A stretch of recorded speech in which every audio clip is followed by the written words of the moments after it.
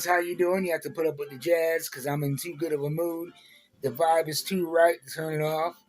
But anyway, I want to talk about NyX #7 from Marvel Comics, featuring Mrs. Marvel, Kamala Khan, Laura Kinney Wolverine, Prodigy, Anoli, and Sophia Koku.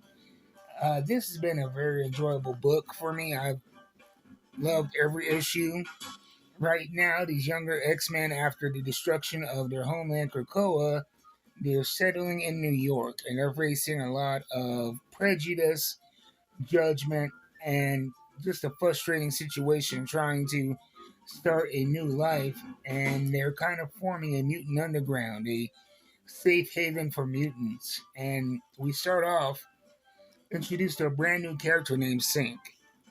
I think his powers are to sync up with other mutants and absorb their powers and their knowledge. But he is obviously frustrated and angry, and he seeks out these younger X-Men, but it's not to join. It's to vent his frustration, and there is some history between him and Prodigy, who he challenges to a battle.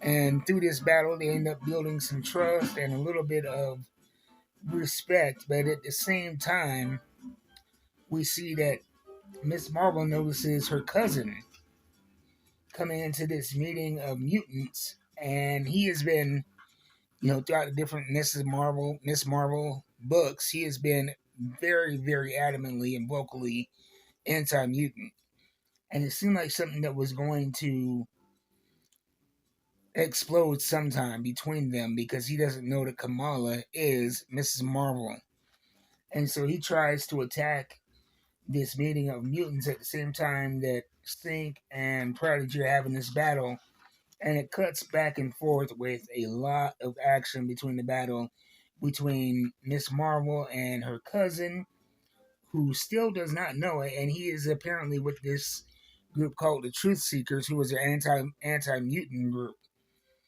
And he tries to blow her up, and he they end up having this chase scene through New York, and she eventually gets a hold of him and tries to find out what's going on with him, to no avail.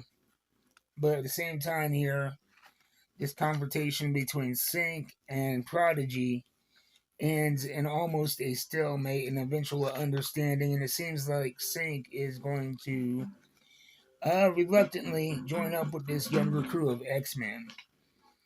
I really, really enjoyed this book. I heard that there were some controversial moments in it, and I was kind of disappointed because I went through it and I saw nothing controversial. I avoided watching that review because I wanted to see for myself what was going on, so I'll probably go back and watch it and see what they were referring to. But it was a great book that really leaned heavy into action, and I'm surprised that this relationship between Kamala and her cousin had its eventual conflict end up in NYX and not a Miss Marvel book. But that's why you got to follow these books. They interweave between these different individual books, and so I'm really dug it.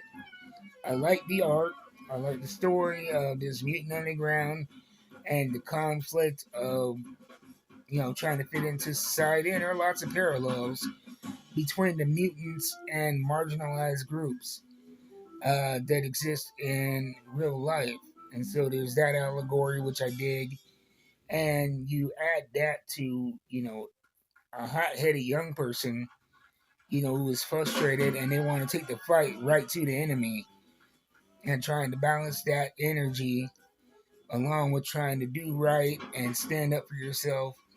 A great series if you're not into it. It doesn't feel like it's been 7 books already, but it is, and they all hold up. So anyway, that's been my thoughts on NyX. Thank you for watching, and if you want to get a hold of your own copy, go to your local comic book store. And if you don't have a local comic book store, check out my friend Jeff at Coffee and a Comic in Huntington Beach.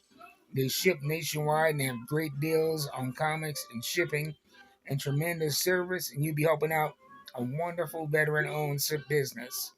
So I'll see you guys next time. Until then, keep reading them books. I am out.